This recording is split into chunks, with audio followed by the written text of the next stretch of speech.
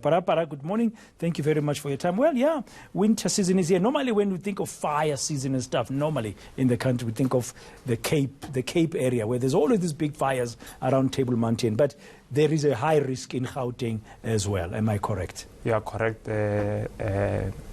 You're saying, because I'm not so sure what you're saying, Moyan. So,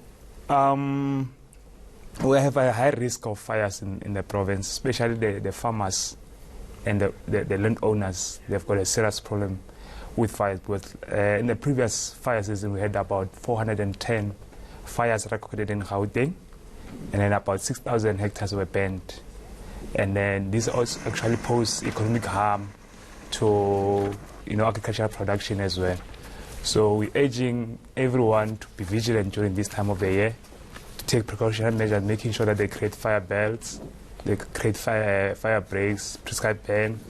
They can actually even keep in contact with us to help them in making sure that they implement proper integrated fire management. Okay, you've mentioned a lot of damage to vegetation. Was there any infrastructure damage as well in the fires that you said happened in the 2018 fire season? Yes, one of our FPA members, Fire Protection Association chairperson in Mahalis, had his property burned down because it was a lodge. He had to call our team to come and assist him to extinguish a fire. So, that actually posed a threat to his business as well, because he had to recover. And insurance companies will also ask, if you're not a member of FPA, they're likely not going to pay up your cost if you have not actually subscribed to the fire. Was there any loss of life? I'm just trying to remember. I don't remember. No one died. The only time where we had a loss of life, it was at Secret Rand Nature Reserve, where fire came from someone's property into the nature reserve that is owned by GDAT. Okay, what causes these fires during winter? Is when people leave fire unattended to. Some just burn because they are not even aware that they shouldn't be burning when the fire danger index is high, and then eventually you lose control of the fire. Even the landowners themselves, they create these things without looking at the fire danger index, because if it's orange, it's likely that it's not a day in which you can actually burn, because the wind is quite strong, it's dry, and it's hot.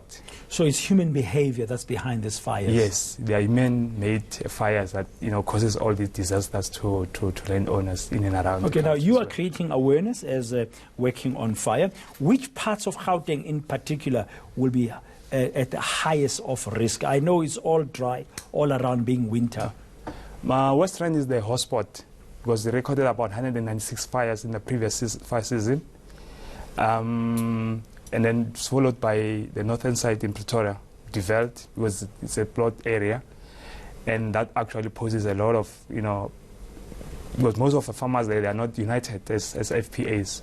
And then we're urging them to actually come together, unite and manage their fire trends in their communities. Yeah, so it is possible to mitigate the risk? Yes, it's possible.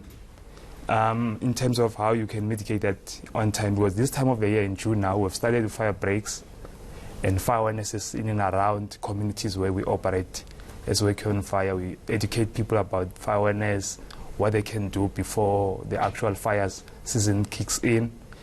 But we also believe that they can mitigate fires if they are united as landowners. Yeah, and finally, just to get clarity, you say from your perspective on Working on Fire, the biggest risk is in the rural areas, so it affects farmers and people who live in those areas more than the urban areas of Gauteng.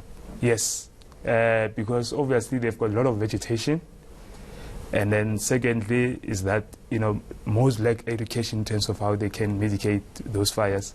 But in this, because majority of Gauteng people are living in the urban areas, so it's not likely that their properties will caught fire, unless on the freeways. We urge those who are owning freeways to actually do fire breaks as well, so that they avoid accidents on the roads as well. So that's our call. Okay, no, thank you very much. Working on Fire spokesperson Para Mahashela will heed his warning and take care.